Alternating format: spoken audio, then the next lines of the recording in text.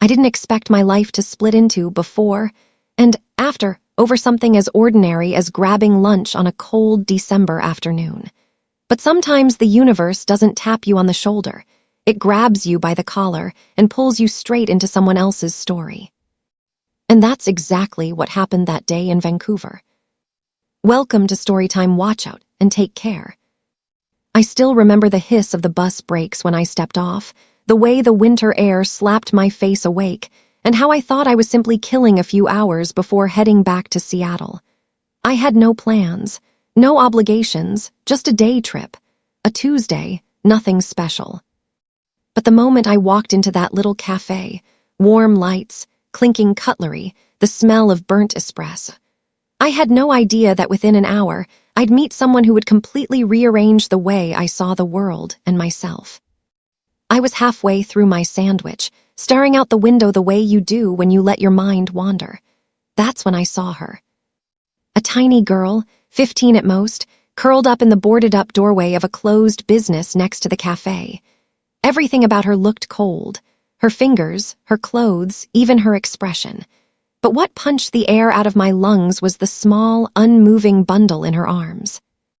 At first, I thought maybe it was some blankets or her things, but then I saw a tiny hand slip out from the folds. A baby. A baby, out in the cold. People walked past her like she was invisible. Or worse, like she was the problem they were choosing not to see. She rocked slightly, staring down, whispering something to the infant in her arms. When a passerby tossed her a few coins, she flinched, like she wasn't sure she deserved even that. God, I remember thinking, she's just a kid. I stared for what felt like 10 full minutes. I kept telling myself someone else would step in, someone older, someone wiser, someone who understood what the hell to do. But no one stopped. And suddenly, my food tasted like cardboard. I walked out with $5 in my hand. That was the plan, give her enough for food and get back to my day. I even rehearsed what I'd say. Hey, maybe get yourself something warm. Easy, simple, no deeper involvement. But the moment I got close, I heard it, the sound she was hiding behind the calm mask she tried to wear. A tiny, broken sob. When she finally looked up at me, her eyes were swollen, red-rimmed, terrified, and so unbelievably young. "Any change?" she whispered, voice cracking as she tightened her grip on the baby. I forgot every line I'd practiced. "How about some lunch?" I blurted out. She blinked, confused by the offer, or maybe by the kindness. Kindness can be startling when the world hasn't shown you any for a long time. I walked her into the Quick Trip store next door and bought formula, something I never thought I'd be doing in the middle of a day off. The baby, maybe 2 or 3 months old, whimpered softly against her chest. She held him with such careful instinct that it made her look older and younger at the same time. Back at the cafe, she inhaled a burger so fast I worried she'd choke. Then pie. Then ice cream. Her hands shook throughout the whole thing, and every now and then she'd glance around nervously, like she expected someone to swoop in and take the moment away. When she finally slowed down enough to talk, she told me her name, Makla. Her son was Joe. She told me she'd been gone almost a year. 15 years old, pregnant, scared, fighting constantly with her parents. She ran away in what she described as a moment of desperation. But the part that caught her voice in her throat was this. "I stole money from my dad, $5,000. She said it like she was confessing to murder. She waited for me to judge her, to condemn her. But all I could think was how a terrified 15-year-old, carrying a life she didn't feel prepared for, feeling rejected by the people she needed most, made a mistake she didn't know how to undo. "Do you want to go home?" I asked gently. That question changed everything. She froze, her eyes watered immediately. She didn't shake her head. She didn't nod, she just looked haunted. "They don't want me back," she whispered, "not after what I did." But I could tell, every fiber of her being wanted to go home. I offered her my phone. She refused. I offered to call for her. She refused. I tried again, gently, patiently. Eventually, she gave in. When her mom answered, I introduced myself awkwardly, explaining that her daughter wanted to speak with her. There was silence, then a sound I'll never forget. Her mother cried, hard. I handed the phone to Makla, who sat in pure, stunned silence for several seconds before whispering a trembling. Mom. The dam broke, both sides sobbing, both scared, both relieved, both trying to claw their way across the gap between them. For the first time, hope drifted into the space around us. After a few minutes, she handed the phone back to me with shaky fingers. I spoke with her mom, explaining where we were, that the baby was healthy enough, that Makla was safe. She kept thanking me over and over. I didn't feel like I deserved any thanks. I was just a guy who sat near a window at the right time. I drove her to the bus station, bought her a ticket home, gave her $100 for the road, formula, diapers, wipes, snacks. At the gate, she hugged me so tightly I could feel the bones in her shoulders. Tears soaked into my jacket. Thank you, she kept saying. Thank you, thank you. I kissed her forehead, kissed baby Joe's tiny hand. And then she was gone. That night I didn't tell anyone, not a soul. It felt too fragile. Like if I said it out loud, the magic of that moment, the redemption, the humanity might evaporate. Every Christmas, a card arrived. Makla's handwriting grew steadier each year. Her updates became longer. She got her GED. Then a job. Then college. Joe became a lean, mean, advanced reading machine, devouring books years above his age. He drew Wolverine comics and apparently informed her proudly. He's Canadian, you know that. The kid had goals. Comics and pizzas. Ambition comes in all flavors. Her father started sending me homemade whiskey, surprisingly good, honestly. Her parents wanted to visit me and my daughter someday.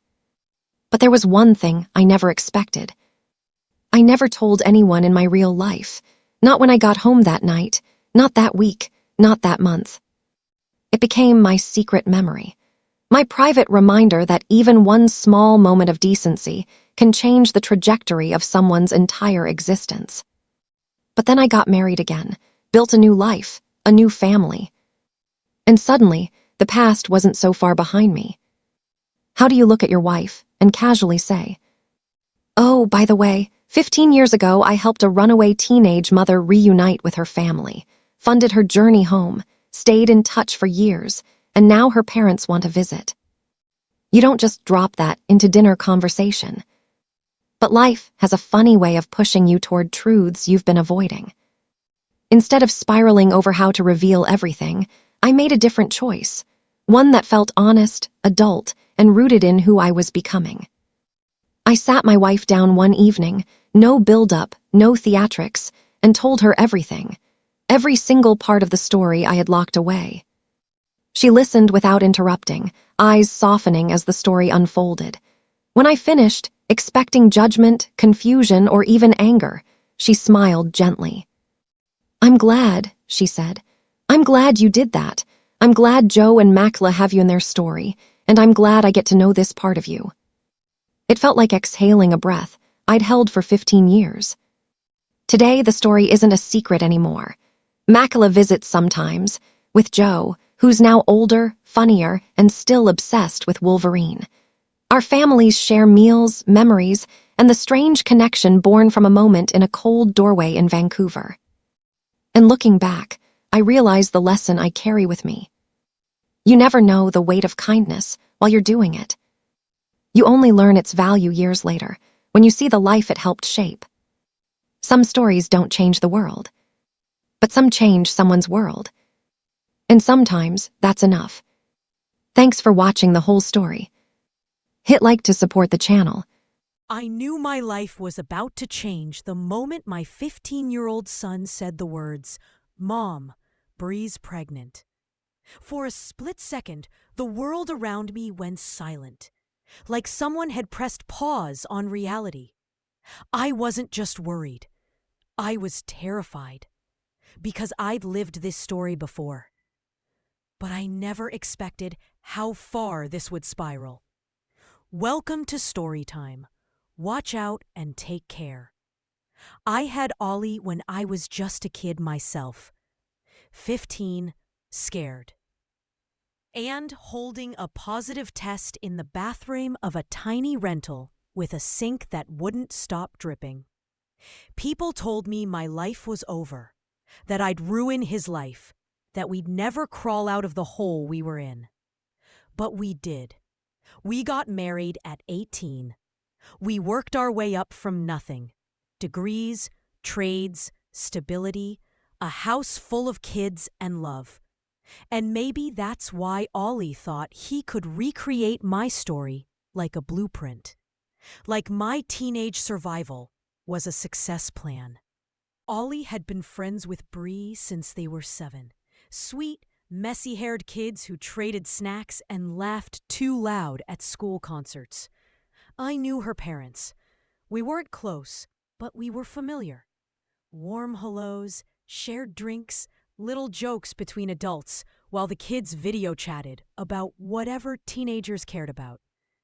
Then Bree's family moved 3 states away. Cheaper rent, a small town, new start. I understood. Life was getting brutal in our city. But after they left, Ollie became obsessed with the idea of moving, convincing us like a tiny real estate agent. Better salaries, cheaper houses, more space. Why wouldn't we go? Because we have 5 kids whose lives are rooted here. Because our jobs don't exist there. Because teenagers don't get to dictate cross-country life decisions. We told him no, again and again. He didn't accept it. Fast forward to Christmas. Bree's family came back to visit, and the kids met up multiple times. I assumed, stupidly, they were always in groups. Then came the bombshell. Bree was pregnant. And I knew in my gut it wasn't an accident. Ollie has condoms. He had full sex education.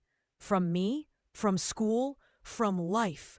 He knew exactly how not to become a parent at 15. But when we confronted him, he admitted it, quietly. She joked about it, and then we just planned it, I guess. My heart cracked.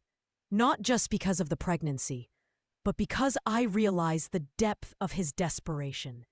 He genuinely thought a baby would force us to move. That life could be manipulated into a neat little outcome. And Bree's parents, they cut communication with me instantly. Blocked. Gone. Except for snide comments they passed through my son like he was a messenger pigeon. Oh, tell your mother this. She'll just go off again. Tell her DNA test demand is insult. The irony? I've known Bree for more than half her life. But suddenly, I wasn't allowed to question anything. Then came the fight. Ollie stormed into the kitchen, red-eyed, furious, shaking. You're keeping me from the love of my life and my baby. My husband, calm, steady, annoyingly blunt, just muttered from behind his cup of tea. You have the intelligence of a pear. Not helpful, but honestly, not inaccurate. I told Ollie the truth. You're 15. We don't know if it's your baby. We are not uprooting 5 children. You are not moving across the country alone. We will do a DNA test, then a parenting plan. Period. He didn't like it, but I wasn't negotiating. Months went by, tension thick as cement. Then it got worse. Bree blocked him. Her parents blocked us. Posts went up online. Deadbeat dad. It's me and you against the world, baby girl. He collapsed emotionally, stopped eating, stayed in his room, staring at the wall for hours. He even asked me one night, voice trembling, Mom, is there a way to undo this? It shattered me. He wasn't angry anymore, just scared. Just a child who suddenly realized he wasn't built for adult consequences. But then, a twist I never expected. One of his friends used an old account to access Bree's Instagram. They found her pregnancy announcement. And the scan photo Bree had sent us months earlier? The real digital version was there. Not the cropped one we got. Not the one with the date cut off. This one showed everything clearly. GA 19 plus 3 weeks, dated April 4th. That due date didn't match the timeline we were given. It didn't match conception dates. And it certainly didn't match the days she was here with Ollie. Suddenly, the math wasn't mathing. For the first time, the possibility of the baby not being his was real. I didn't tell Ollie. His mental health mattered more than the truth hitting him like a hammer. I wanted to be sure, fully sure, before dropping another emotional earthquake on him. But something inside me finally loosened. A breath I'd been holding for months. And that's when I realized something. I can't fix everything for him, but I can guide him and protect him until he can protect himself. Whether the baby is his or not, our path is the same. We stay grounded. We stay steady. We keep our family intact.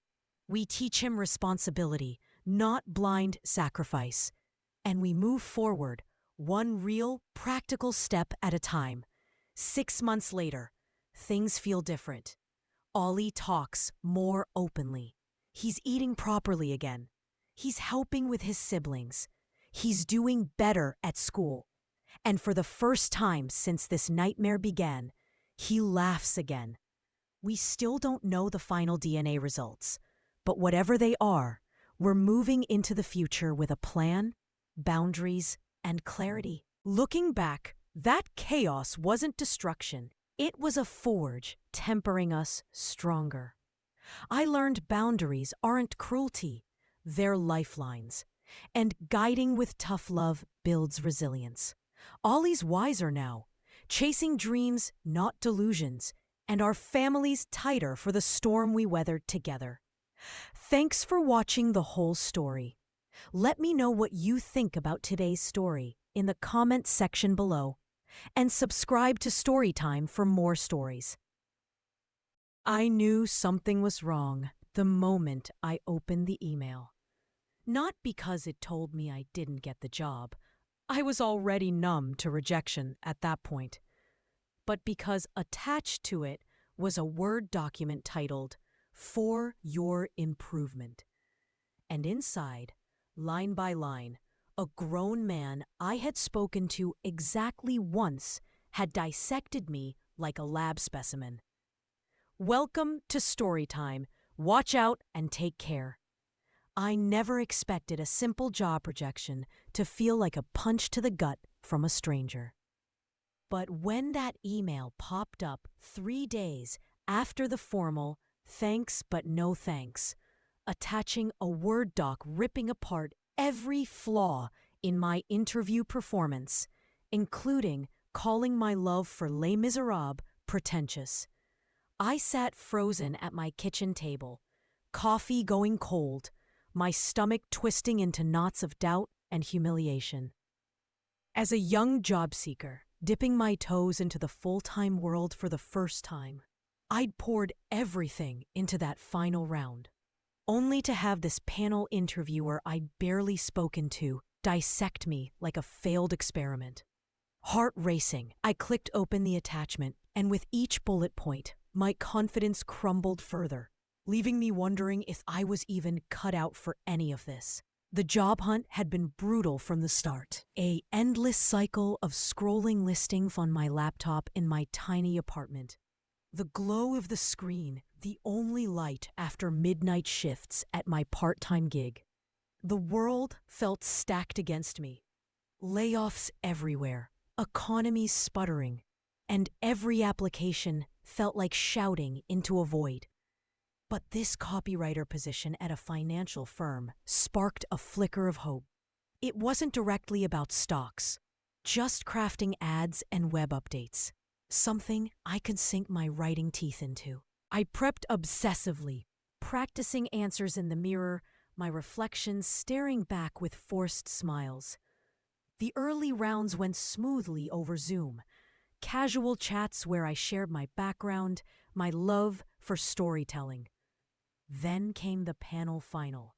4 faces on screen, including this guy who joined last minute. I felt the nerves hit hard, palms sweaty on my mouse, voice catching slightly as I answered questions. "What's your favorite book?" one asked offhand. "Les Miserables," I said, explaining how its themes of redemption and justice moved me deeply. They nodded politely, but inside I worried it sounded too lofty for a finance crowd. The rejection email stung, sure, but it was professional. Polite thanks, best wishes. I shrugged it off, or tried to, nursing a glass of cheap wine while binge-watching to distract from the ache of failure. Then, ping, his email. "Hey, here's some tips for future interviews." No greeting, no context. The doc was merciless. "I can tell you are not passionate about stocks. Every member of this company has been passionately investing. You had basic technical knowledge and that's it." My cheeks burned reading it. The job wasn't even stock-focused. "In general, you seem to lack passion. What are you passionate about?" I couldn't tell. That one hit like a slap. Me, lacking passion? Writing was my escape, my fire. But maybe it didn't show through my anxiety. "You were clearly nervous, lack confidence." True, I'd fidgeted, my mind racing with imposter thoughts. When asked about an issue you had overcome, you mentioned something not related to our industry. It was a retail job story about handling a tough customer. Real, honest, but apparently irrelevant. You didn't seem to have an interest in company culture. Didn't ask any further questions. I'd been too focused on not messing up. Your response to the favorite book question sounded pretentious. Les Miserables simply isn't a book people read for fun. Ouch, that one twisted deep. I'd reread it yearly. Dog-eared pages full of underlines, its epic scope a comfort in my chaotic life. You weren't enjoying yourself. Tense and nervous. By the end, I slammed my laptop shut, tears pricking, whispering to myself, "Is this normal? Am I that hopeless?" The feedback haunted me, replaying in my head. It clicked, the neg, the teardown to make me vulnerable. Disgust surged. I blocked him, but the damage lingered, eroding my self-worth. Years blurred by. 3, to be exact. Filled with temp gigs, late-night writing sessions to rebuild my portfolio, and a quiet resolve to pivot. I explored fields beyond finance's bro vibe, applying to media outlets, nonprofits, anywhere words mattered. Rejections piled up, each a small scar, but I learned. Tweak resumes, network awkwardly at virtual events, read body language books to mask nerves. One day, an opening at a cultural magazine caught my eye.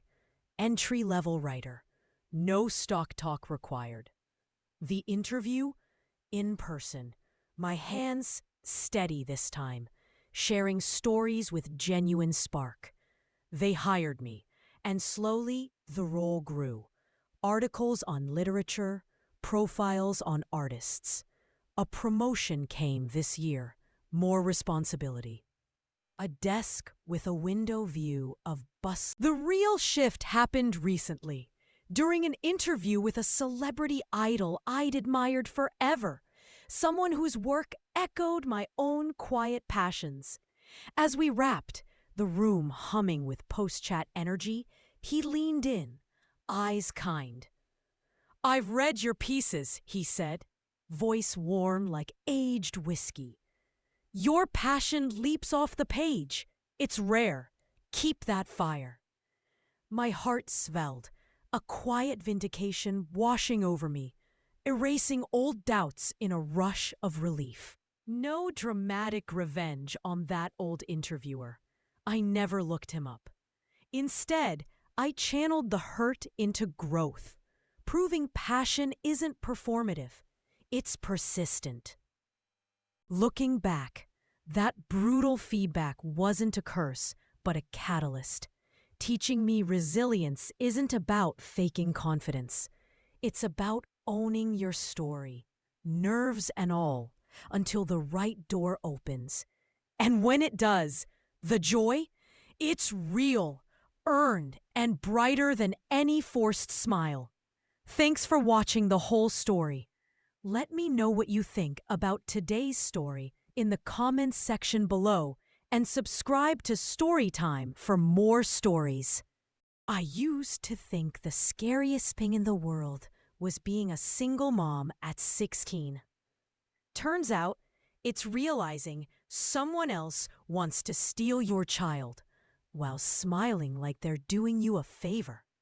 That moment, the moment I understood someone thought they deserved my son more than I did. Welcome to Storytime. Watch out and take care. I never imagined picking up my son from a playdate would feel like escaping a nightmare. My heart slamming against my ribs as I gripped his hand and bolted for the car, glancing over my shoulder like some villain from a thriller was chasing us. But that's exactly what happened that Saturday afternoon, when the couple I'd trusted with my boy's happiness revealed their true intentions, not as kind friends, but as people who wanted to steal him away from me. As a 24-year-old single mom scraping by in a cramped one-bedroom apartment, I'd thought we'd finally caught a break with this friendship. Little did I know it was building to a betrayal that would force us to rebuild everything. From the start, it was just Owen and me against the world. His dad vanished before the pregnancy test even dried, dodging child support like a pro, despite my endless court battles. My parents?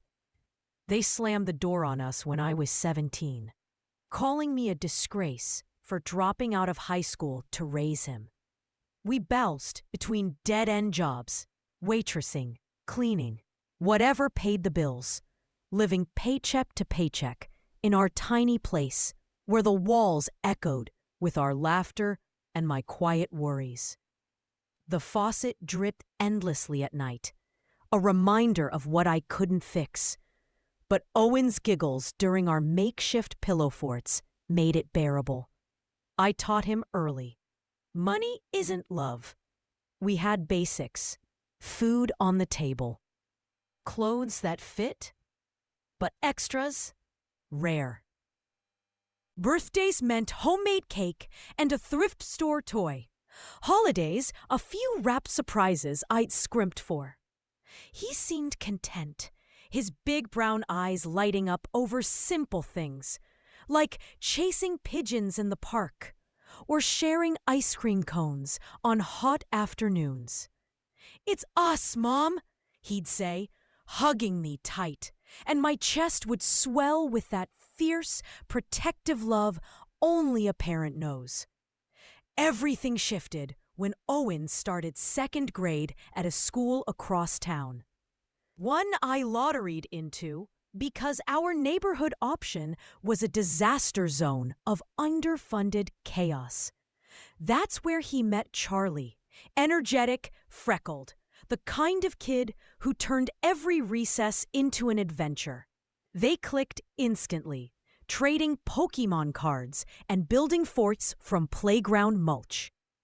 I met Charlie's parents, Nate and Paige, at a school event, polished, smiling, with that easy confidence of people who didn't count pennies. Paige, a stay-at-home mom with perfectly highlighted hair, gushed about Owen's manners. Nate, in his crisp button-down, clapped me on the back like we were old pals. Soon, playdates followed, mostly at their spacious house with its backyard swing set and endless snacks. Our apartment felt shabby in comparison. The carpet stained from spills, toys crammed into corners. But Owen beamed after every visit, chattering about video games and homemade cookies. "Charlie's mom lets us have seconds," he'd say, and I'd swallow the twinge of inadequacy, grateful he had this joy I couldn't provide. As months passed, their generosity escalated, and doubt crept in like shadows lengthening at dusk. Spring break 2022, I missed camp registration, panicking over childcare while juggling shifts. Paige offered to watch him. No charge, she insisted, waving off my flustered thanks. Owen came home, buzzing about zoo trips, arcade outings, ice cream runs, things that cost more than my weekly grocery budget. I tried reimbursing her, slipping cash into an envelope, but she'd push it back with a warm smile. "He's like family," she'd say, her eyes soft. Summer brought more. Owen tagged along on their family vacation, a beach trip with waves crashing and sand castles towering. I hesitated, stomach churning with unease. Could I really let him go? But his pleading eyes won out. "Please, Mom, it'll be awesome." Returning sun-kissed and full of stories, he hugged me extra tight. But I felt a prick of jealousy, wondering if he compared our life to theirs. They explained it once, over coffee at their kitchen island that smelled of fresh-baked bread. "We always wanted more kids," Paige confessed, stirring her mug, her voice tinged with quiet regret. "Charlie's lonely without siblings. Owen, he's like the brother he never had." It touched me then, seeming innocent, even sweet. The boys called each other bro, fist-bumping like lifelong pals. But red flags waved harder by Christmas. Gifts piled under their tree for Owen, more than I'd scraped together. Shiny toys, clothes, books. My pride stung, a sharp ache in my throat as I forced a smile. "You shouldn't have," I murmured, but they brushed it off. "He deserves it." Intonal alarms blared. Was this charity? Pity? Or something darker? By last week's spring break, their offer escalated. A full week sleepover, so I could grab extra shifts for his birthday bike. Exhausted. Hopeful, I agreed. Picking him up, the backyard echoed with the boys' laughter, balls thumping against the grass. Nate and Paige pulled me aside in their sunlit living room, couches plush under my tense body. "We love having Owen," Paige started, her tone too earnest. I thanked them, voice shaky with genuine gratitude. Then the bomb. "Let him stay longer." I laughed it off, mentioning Easter in school. But Nate leaned in, eyes serious. "We mean long-term. As guardians, we can give him stability, opportunities you might struggle with." My blood ran cold, the room spinning as legal terms spilled out. Voluntary guardianship, smooth transitions. "Think of what's best for him," Paige urged, her hand reaching for mine. Rage boiled up, hot and fierce. "He's my son," I snapped, storming out, grabbing Owen mid-game. His confused face, "Mom, what's wrong?" broke me as we drove away, tears blurring the road. Terror gripped me that night. Pacing our dim apartment, the fridge humming mockingly.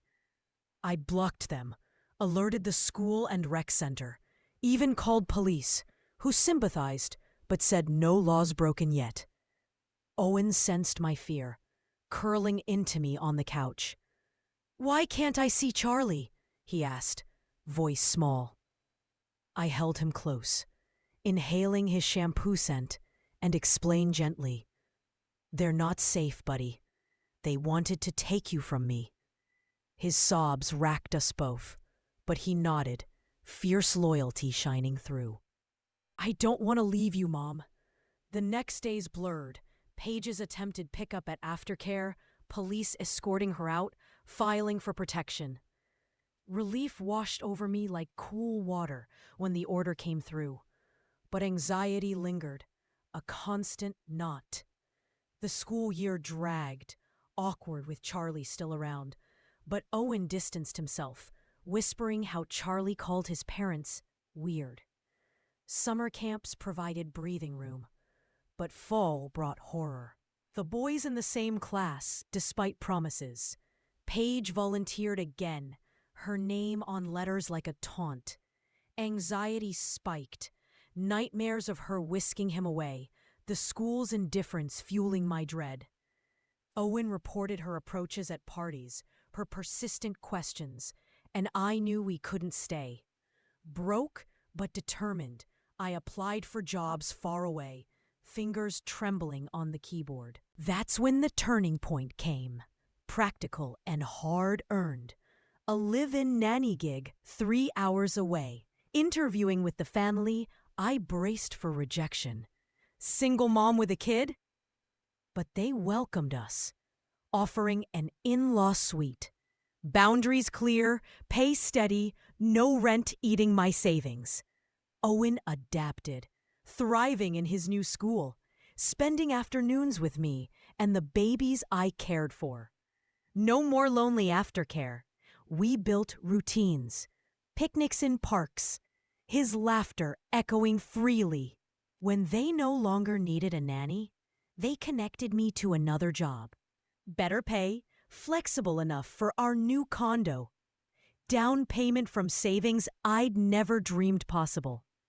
Owen's own room, painted blue like the ocean he loved from that ill-fated vacation, his face glowing as he arranged his toys.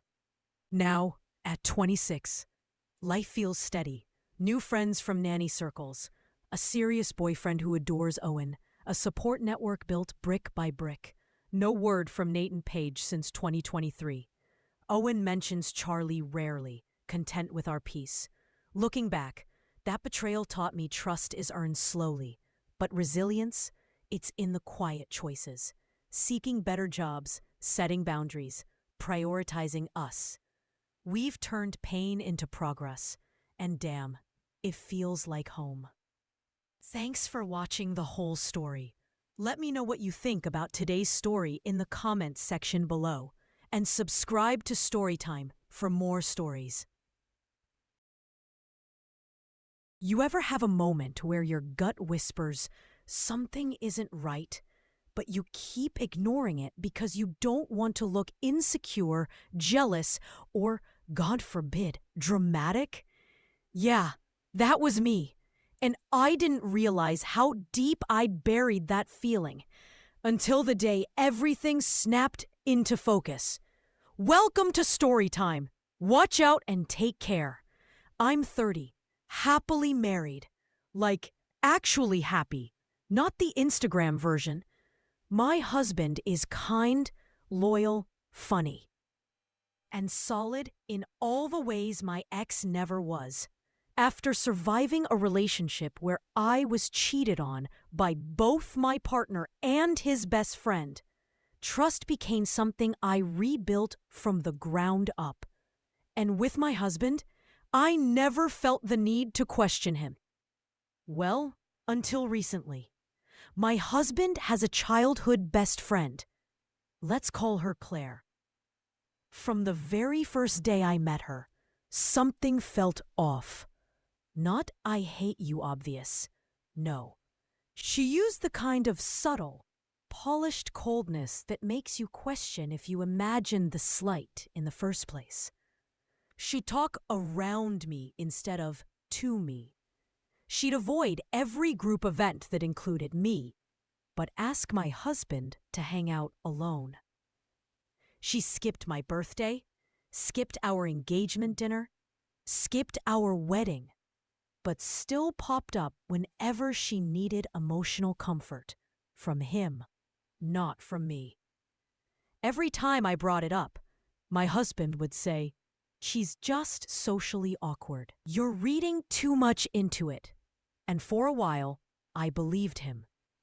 Then, one random afternoon, she messaged me. Not him, me. Asking if I'd model for her final photography project. I was stunned. Maybe this was her attempt at friendship? Maybe an olive branch? And because I really wanted to stop feeling crazy, I said yes. My husband came with me. He figured it'd be nice to catch up with her. I didn't think much of it until I stepped into her family's home studio and realized something was horribly off. Her mom and sister were there, with wine glasses, smirking. And from the moment I walked in, it felt like I'd stepped into some alternate universe. "Oh, look! Our future son-in-law is here!" Her mom said it like it was the funniest joke in the world. I laughed awkwardly. Surely I misheard, right? Then came more comments. Snide, sharp, too pointed to be accidental. Claire always imagined walking down the aisle with him. Some bonds never fade. Life took a detour, but that's okay. Claire said nothing. Not a single, "Hey, cut it out." She just kept snapping photos of me like I wasn't even human. My husband? He was uncomfortable. Shifting, clearing his throat, stepping closer to me. But he didn't say anything either. And that hurt the most. I held it together for an hour, let her finish the shoot. But inside, something cracked. Something I had ignored for too long. On the drive home, he whispered, "Sorry, that was weird." Weird? I felt humiliated. Like I'd stepped into someone else's fantasy life where I was the unwanted extra. For days I replayed it in my head. But then, before I could even talk to my husband, my sister-in-law texted me a screen recording. It was from Claire's close friend's Instagram story, a clip of me posing. No music, just her sister's voice in the background, crystal clear. Claire should have been the one to marry him. I snapped. When my husband got home, I sat him down, showed him the video, and told him everything. Every comment. Every time Claire made me feel invisible. Every moment he dismissed my discomfort. "If this doesn't bother you enough to act," I told him, "then we have a bigger problem. I will not be second place in my own marriage." And for the first time, I saw fire in his eyes. Not anger at me, but anger for me. We called Claire. She answered all sugary and bright, pretending everything was fine. When we brought up the video, she scoffed. "Oh my God, it was just a joke. You're really mad over that?" And that's when my husband finally stepped up. "This isn't just about the video. It's years of disrespect toward my wife. I didn't see it before, and that's on me. But I see it now, and I'm done. If you can't respect her, you don't respect me. And if choosing between you and my wife ever felt like a hard decision, I wouldn't deserve her." She laughed. "You're really cutting me off because she's insecure?" He didn't flinch. "No, I'm cutting you off because you're cruel." And he hung up. We blocked her, and her family, and her entire echo chamber of enablers. Since then, my husband has been showing up, checking in, apologizing, reflecting. Not with guilt trips or defensiveness, but with genuine understanding. For the first time, I feel seen. Not dramatic, not paranoid, not making something out of nothing. Just validated. And you know what? Maybe the good in this whole storm is that it forced us to grow, not apart, but together. Now I know exactly where he stands. With me, beside me, for us. And that makes me stronger too. Because sometimes life doesn't give you a villain so you can fight them. It gives you one so you can finally recognize your own worth. Thanks for watching the whole story. So now I ask you, so let me leave you with this question. When someone disrespects you and the person you love stays silent. What does silence really mean? Let me know in the comments section below, and subscribe to Storytime for more stories. I swear, it's crazy how one text message, just a few words on a screen, can rip your entire heart out. And what hurts even more? Knowing it came from the one person you swore would never hurt you like that. This is the story of the boy I loved. The boy who loved someone else. Welcome to Storytime. Watch out and take care. My name is BB. Well, not really, but let's go with that. And honestly, I never expected to fall for him. When I met him a year ago, he was just this shy, awkward, sweet guy who couldn't even look me in the eyes. My best friend told me he liked me, but didn't know how to talk to me. And there was something in that, something honest, something soft, something that made me feel safe. Eventually, I fell. Hard. The day he asked me out, he didn't say, "Will you be my girlfriend?" He said, "Can I be your boyfriend?" And God, something about that hit different. For the first time in a long time, I felt chosen. Not tolerated, not replaced, chosen. We had firsts together, little things that meant everything. Holding hands, leaning our heads on each other, laughing until our stomachs hurt. Those soft, quiet moments you don't forget. But then, something shifted. He got distant, drier. Texts turned into hours of silence. Hours turned into days of confusion. And my brain turned into a war zone. Then, one day in October, he left. No warning, no conversation. Just gone. He said he needed time for himself. And I said nothing, because how do you stop someone who doesn't want to be held? I cried until my chest physically hurt. You know that kind of crying where your throat closes up and you can't breathe properly? Yeah, that kind. But I didn't give up. Not me. Not the girl who loved him too much to walk away. Eventually, he came back. But it wasn't the same. He responded every 4 to 6 hours. I'd send him paragraphs. He'd send one sentence.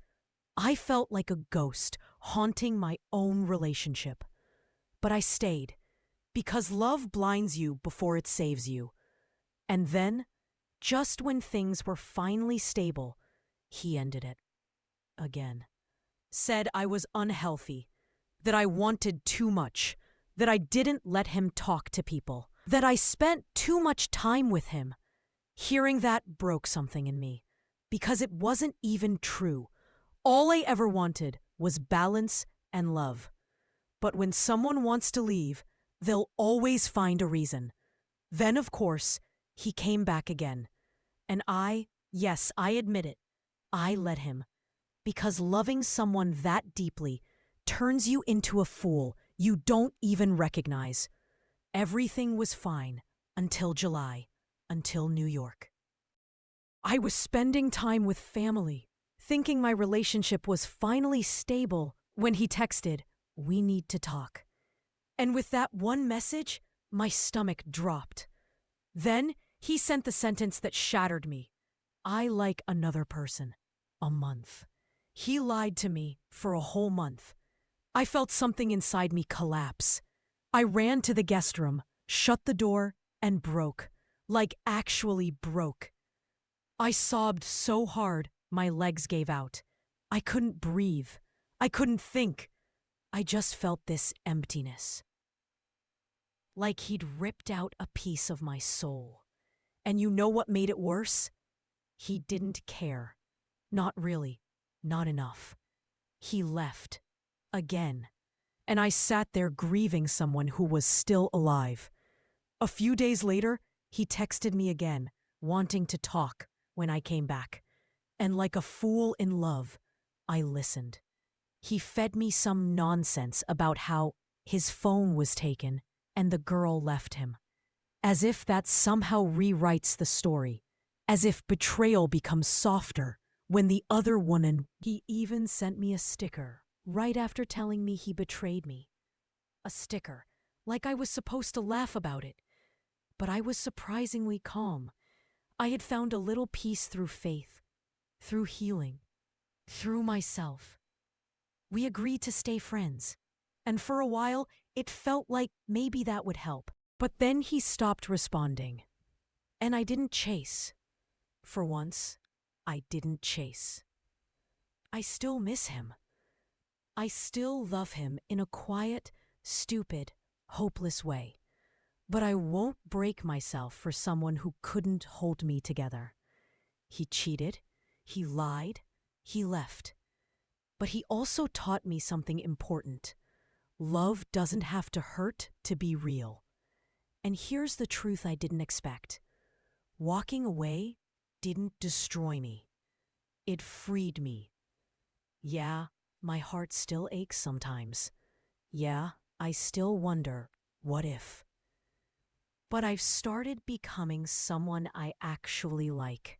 Someone who isn't desperately trying to earn love from someone who doesn't know how to give it. I'm healing.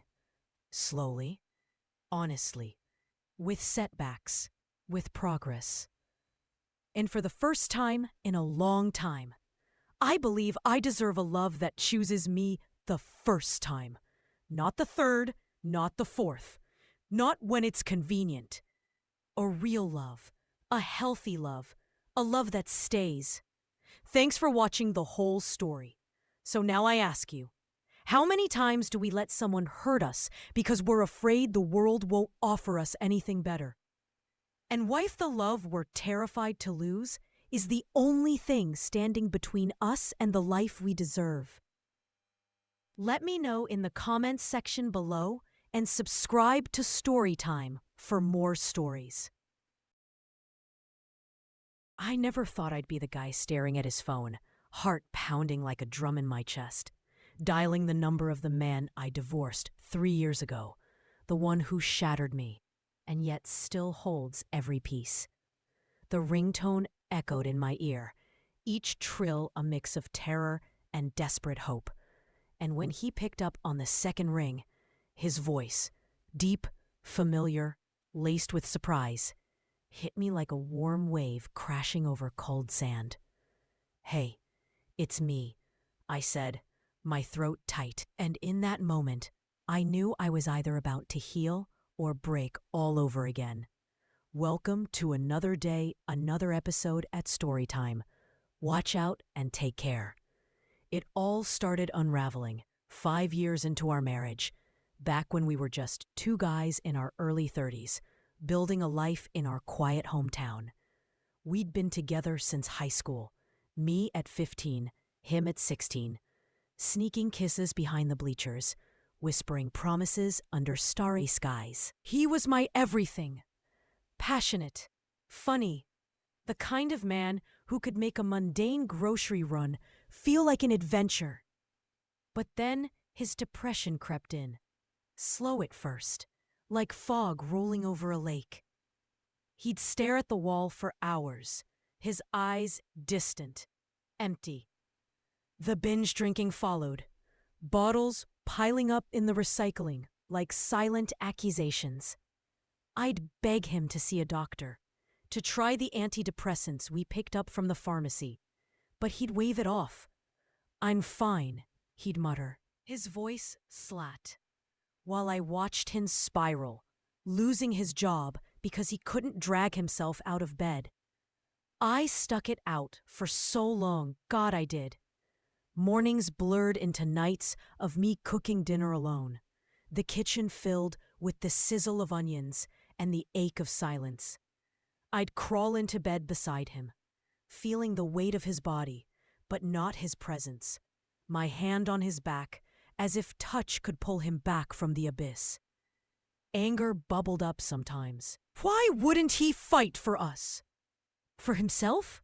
But mostly it was this crushing sadness, a knot in my chest that tightened with every unanswered plea. I started drinking too, just to numb the edges, and that's when I realized he was pulling me under with him. I couldn't save him if I drowned too. The day I asked for the divorce, my hands shook as I slid the papers across the table. Tears streamed down my face, hot and unrelenting, blurring the ink. He looked up with those dead eyes, eyes that used to sparkle when he'd tease me about my terrible skating skills, and signed without a word. It felt like a hammer to my heart, splintering it into shards of regret, fear, and unbearable love. We parted quietly. No dramatic fights, just the quiet click of the door as he left with his bags. I told my friends it was a fresh start, plastering on a smile that felt like cracking plaster. But inside, I was hollow. 3 years passed, and the pain didn't fade. It echoed. I'd wake up reaching for him, fingers grazing cool sheets instead of his warm skin. The absence, a fresh stab every time. Driving home, I'd scan for his car in the driveway, only to remember it was gone. I stalked his socials in secret, seeing him post about hitting the gym, starting meds, earning a 2-year sober chip. He looked alive again, smiling genuinely, and it twisted the knife. Had I given up too soon? Was I the anchor holding him down? The guilt gnawed at me, a constant whisper in quiet moments. Maybe if I'd waited, pushed harder, or maybe I'd made it worse, my worry feeding his darkness. I never stopped loving him. That fire never dimmed.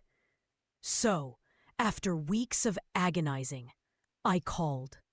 His voice on the line thawed something frozen in me. "I'm glad you reached out," he said, hesitant but warm, and we agreed to coffee. Seeing him walk into the cafe the next day was a punch to the gut in the best way. He'd lost the weight depression had piled on, his face sharper, healthier, eyes bright like the boy I fell for at the ice rink. But it hurt too, not being able to lean in for that familiar kiss hello.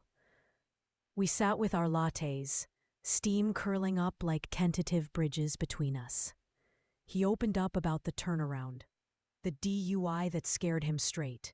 No one hurt, thank God, but it landed him in rehab, AA, a breathalyzer in his car for months.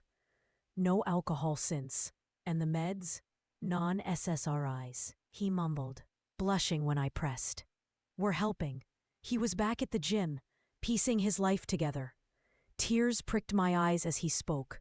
Pride swelled in my chest, mixed with relief that washed over me like cool rain after a sweltering day. "I'm so fucking proud of you," I whispered, my voice cracking. I apologized for leaving, for not sticking it out, but he stopped me. "You had to go. I was dragging you down."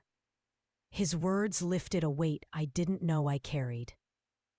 He mentioned dating someone briefly, but it ended when the guy pushed booze on him, dismissive, like it meant nothing. We talked for hours, then walked to a nearby park, the autumn leaves crunching underfoot, the air crisp with that familiar hometown scent of pine and distant wood smoke. It felt like a date, my hand itching to grab his. On a bench, overlooking the fading sunset, I confessed everything. The endless missing, the undying love, the wish to try again, with therapy. Slow steps, no rushing. He went quiet, the silence thick with unspoken fears. Then he admitted his depression wasn't gone. Bad days still came. "But I won't stop fighting now," he said, his voice steady. "I won't neglect you like before." If I could accept that, he was in. We hugged, his arms strong around me, his kiss on my temple, igniting sparks I'd thought extinguished. It was like the first warm spring breeze after winter's bite. Gentle, promising, alive. He walked me to my car, squeezing my hand, and as I drove away, happy tears blurred the road. We texted that night, giddy like teens, scheduling a real date. He promised to plan it all, to make up for lost time. The date exceeded every dream. He picked me up, secretive, insisting I dress warm. We ended up at the old ice rink where we met, run down but magical under the lights. Skating together, I wobbled through old figure moves, laughing as he caught me, his arm around my waist, sending shivers unrelated to the cold. When I complained of frozen cheeks, he cupped my face with gloved hands, our breaths mingling in the frosty air. Dinner followed at our first date spot, a greasy hole in the wall, where he flirted shamelessly, holding my hand under the table like old times. My heart raced, love reigniting in layers I didn't know existed. A drive to the dark sky park where he proposed years ago.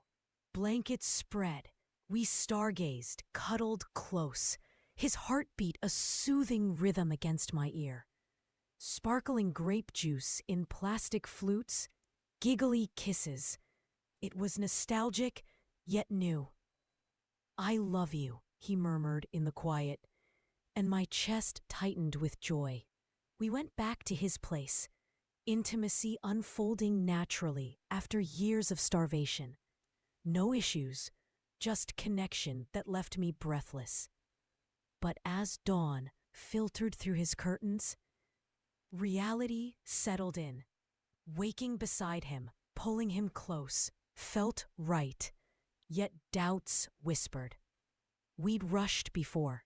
History loomed.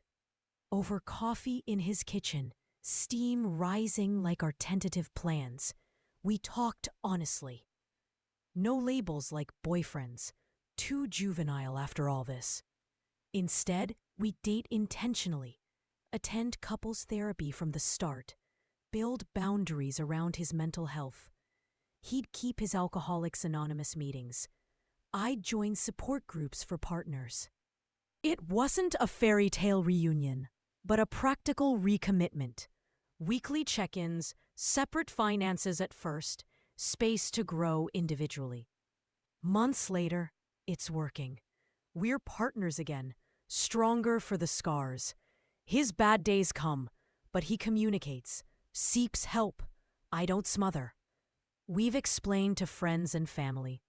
Awkward conversations, sure, but their support surprises us. His dad's still distant, but that's his loss. Looking back, I learned love isn't just enduring storms. It's knowing when to seek shelter and rebuild together. Divorce broke us, but reconnection taught us resilience. And damn, it feels good to have my man back. One realistic step at a time. Thanks for watching the whole story. Do like and follow the channel to support. My husband, 36 male, became a robot and I don't know how to help him. I've been married for 6 years. We have 2 beautiful kids, and I'm pregnant with our third. By all measures, life is supposed to feel full. Maybe chaotic, maybe exhausting, but still warm, still alive. Yet lately, everything around me feels dim. Like someone slowly turned down the brightness on our home and forgot to turn it back up. Welcome to StoryTime, where we share stories every other day. Do subscribe and take care. My husband wakes up every morning at 7 o'clock, just like he always has. He kisses my forehead, gets dressed, and heads to work. He comes home at 5:15 on the dot. drops his keys in the same ceramic bowl by the door, washes up, and immediately moves through the house like a man checking boxes on a silent list. Chores? Play with the kids. Help with dinner. Talk to me. Just enough to say he did. Then sleep. He fulfills every responsibility with precision. But there's no spark. No grin. No teasing. No goofy dance moves in the hallway that used to make the kids laugh until they hiccuped. Not even the tiny smile he'd flash when he'd catch me staring at him from across the room. I can't remember the last time he smiled. And it's not that he's neglecting us.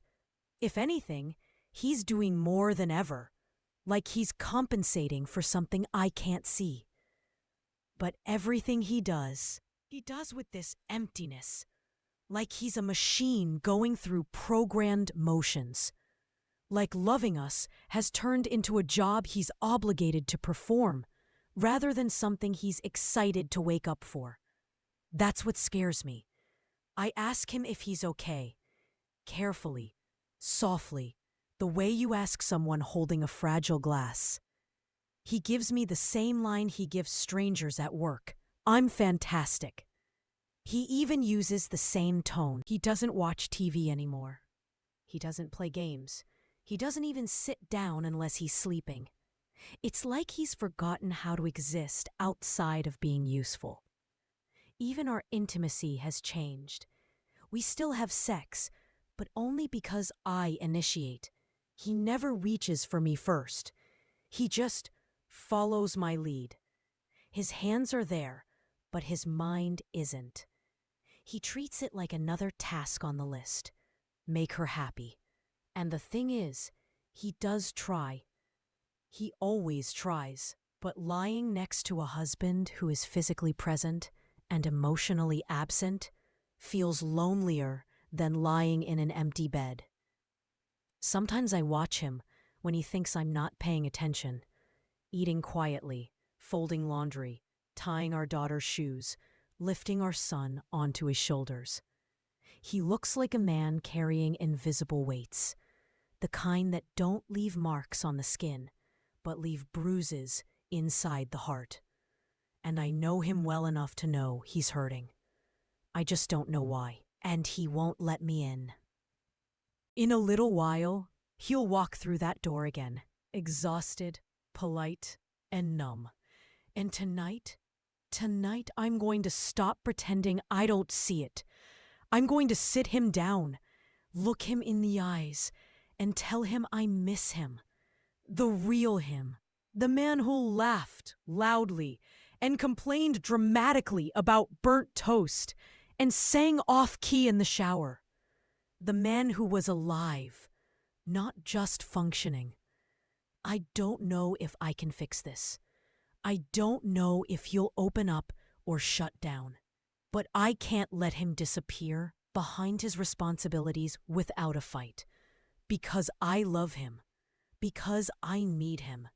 Because our kids need more than a father who clocks in and out of his own life. And because somewhere inside that quiet, exhausted man, I know the husband I married is still there, waiting to be found again. So I'll ask him. I'll listen. I'll hold space for whatever truth he finally lets spill. And maybe, that will be the beginning of his return. But as I sit here, waiting for his footsteps at the door, I can't help but wonder, at what point does taking care of everyone else become the very thing that causes us to lose ourselves? And how do we know when it's time to stop and reclaim who we used to be? Let us know your opinion in the comment section.